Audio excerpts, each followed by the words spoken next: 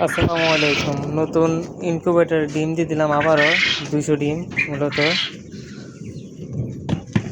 তো এখানে মূলত 200 ডিম দেওয়ার কি হয়েছে,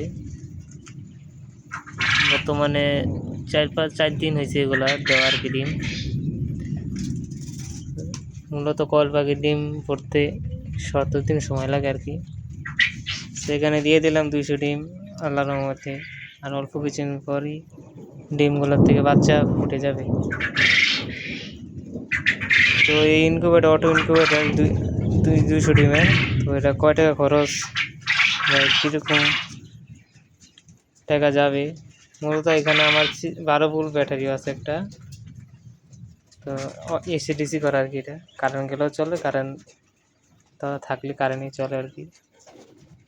কারেন্ট গেলে ব্যাটারিতে চলে, আর কারেন্ট থাকলে আর কি কারেন্টই চলে। তো ইনশাল্লাহ আশা করি সকলে ভালো থাকবেন, আমার পেজটি সাবস্ক্রাইব করে সাথেই থাকবেন।